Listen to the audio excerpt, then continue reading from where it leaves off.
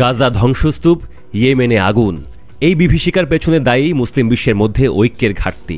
মধ্যপ্রাচ্যে মুসলিমরা যে দুর্দশার মধ্য দিয়ে যাচ্ছে তার দায় পুরো বিশ্বে মুসলিমরা চাইলেও এড়িয়ে যেতে পারে না, এমন মন্তব্য করেছেন ইরানের সর্বোচ্চ ধর্মীয় নেতা আয়াতুল্লাহ সাইয়েদ আলী খামেনি। রোববার তেহরানে হজ সংক্রান্ত এক অনুষ্ঠানে দেওয়া ভাষণে তিনি এসব কথা বলেন। এ সময় হজকে তিনি রাজনৈতিক কর্মসূচি বলেও অভিহিত করেন। বলেন, হজ শুধুমাত্র একটি ধর্মীয় আনুষ্ঠানিকতা নয়, এটি একটি রাজনৈতিক ও মানবিক কর্মসূচি যার মূল বার্তা হল মুসলিমদের মধ্যে ঐক্য। তিনি বলেন, হজ এমন এক অনন্য সমাবেশ যেখানে ভাষা, জাতি, বর্ণের পার্থক্য ভুলে বিশ্বের মুসলিমরা একত্রিত হন।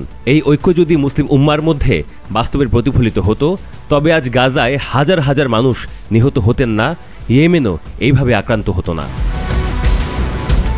খামেনি স্পষ্ট করে বলেন, মুসলিমদের মধ্যে বিভক্তি এবং একে অপরের থেকে বিচ্ছিন্নতা পশ্চিমা উপনিবেশবাদী শক্তি, যুক্তরাষ্ট্র, ইসরায়েল ও সম্প্রসারণবাদীদের সুযোগ করে দিয়েছে। বলেন, তারা আমাদের ঐক্যের অভাবকে ব্যবহার করে নিজেদের স্বার্থ চাপিয়ে দিচ্ছে।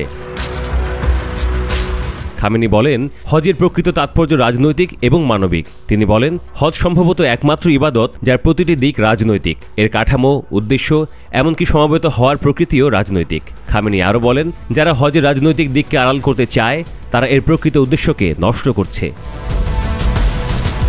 তিনি বিশেষভাবে সৌদি আরব সহ মুসলিম রাষ্ট্রনেতাদের দায়িত্ব স্মরণ করিয়ে বলেন, হজের মর্মবাণী ও বার্তা বিশ্ববাসীর সামনে তুলে ধরা তাদের কর্তব্য।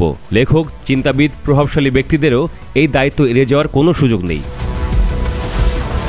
শেষ পর্যন্ত খামেনির বার্তা স্পষ্ট, হজ কেবল ব্যক্তিগত নফল ইবাদত নয়, এটি একটি আন্তর্জাতিক বার্তা যা মুসলিম উম্মার ঐক্য এবং মানবজাতির কল্যাণের জন্য এক অনন্য আহ্বান। প্রসঙ্গত, 2023 সালে অক্টোবর থেকে গাজায় নির্বিচারে হামলা চালিয়ে যাচ্ছে ইসরায়েল। ইসরায়েলের হামলায় গাজায় এ পর্যন্ত প্রায় 53,000 মানুষ নিহত হয়েছেন, আহত হয়েছেন লক্ষাধিক ফিলিস্তিনি। একই সঙ্গে 2025 সালে মার্চ থেকে যুক্তরাষ্ট্র, যুক্তরাজ্য ও ইসরায়েলের যৌথ বিমান হামলায় ইয়েমেনও বিধ্বস্ত। উল্লেখ্য, গাজায় ইসরায়েলে আগ্রাসন শুরুর পর থেকে বেশ সরব প্রতিবাদ জানিয়ে আসছে ইয়েমেনে ইরান সমর্থিত সশস্ত্র গোষ্ঠী হুথি।